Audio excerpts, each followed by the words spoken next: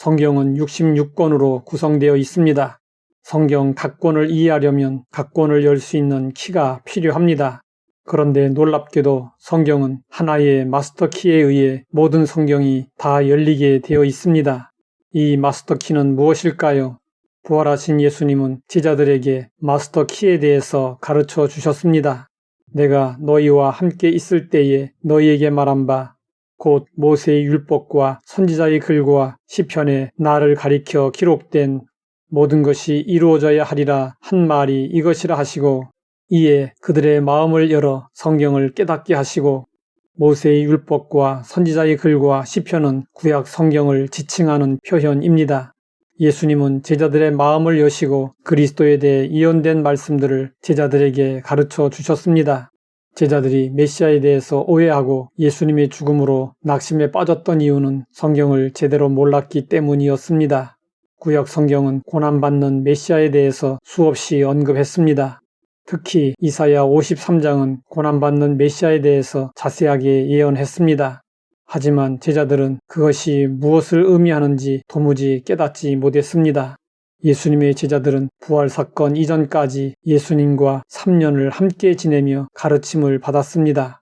그러나 제자들은 유대인들과 마찬가지로 메시아에 대한 편견을 가지고 있었습니다. 편견에 눈이 가려지고 귀가 닫혀서 가르침을 받아도 깨닫지 못했습니다. 예수님은 십자가를 지고 죽으시기 위하여 예루살렘을 향하여 길을 가셨습니다. 그러나 그 뒤를 따르던 제자들은 엉뚱하게도 누가 더 높은 자리에 앉을 것인지 따지며 서로 다투었습니다. 메시아에 대한 편견으로 인해 일어난 해프닝이었습니다. 제자들은 예수님이 십자가에 못 박히시자 당황하였고 큰 혼란에 빠졌습니다. 제자들은 십자가를 이해하지 못했습니다. 이로 인해 제자들의 믿음은 예수님의 죽으심과 함께 죽고 말았습니다. 예수님이 무덤에 장사되자 제자들의 소망도 함께 묻혀버렸습니다. 제자들이 이사야 53장의 고난받는 메시아 예언만이라도 바로 이해했었더라면 그렇게까지 심한 혼동과 낙심과 좌절에 빠지지는 않았을 것입니다. 유대 종교 지도자들은 편견으로 인해 메시아를 알아보지 못하고 십자가에 못 박았습니다. 지금도 많은 사람이 예수님을 제대로 알지 못해 예수님을 윤리 도덕가요, 위대한 스승이요, 혁명가요, 심지어 사생자라고 말하고 있습니다. 이들에게는 예수님의 고난과 부활은 아무런 의미가 없습니다. 예수님을 바르게 믿으려면 내 생각대로 믿어서는 안 됩니다. 예수님은 말씀하셨습니다. 너희가 성경에서 영생을 얻는 줄 생각하고 성경을 연구하거니와 이 성경이 곧 내게 대하여 증언하는 것이니라. 예수님이 이 말씀을 하실 때는 아직 신약 성경이 없었습니다. 따라서 이 성경은 구약 성경을 의미합니다. 율법으로 가득한 구약 성경 어디에 예수님이 있다는 것일까요?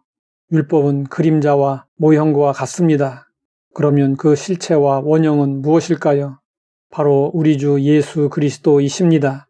그러므로 우리는 구약 성경을 읽을 때 숨은 그림 찾기를 하듯이 감추어진 예수님을 찾아야 합니다.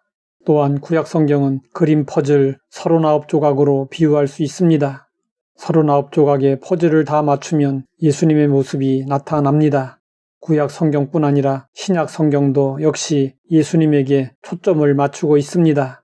복음서는 예수님의 생애에 대해서 말씀하고 있습니다. 사도행전은 예수님이 전파되는 과정에 대해서 말씀하고 있습니다. 사도들의 서신은 예수님의 몸인 교회의 설립에 대해서 말씀하고 있습니다. 그리고 요한계시록은 심판주로 다시 오실 예수님과 최후 심판에 대해서 예수님이 예비하시겠다고 하신 우리의 영원한 처소인 천국에 대해서 말씀하고 있습니다. 이처럼 성경 각 권의 문을 여는 하나의 마스터키는 예수님이시고 구체적으로 말하면 예수님의 십자가와 부활입니다. 성경은 시종일관 예수님의 십자가와 부활을 강조하고 또 강조하고 있습니다. 창세기부터 요한계시록까지 성경의 모든 문은 십자가와 부활로 열리고 서로 통합니다. 그런데 성경의 핵심 주제를 제쳐두고 엉뚱한 주제를 가지고 서로 옥신각신하는 사람들이 있습니다.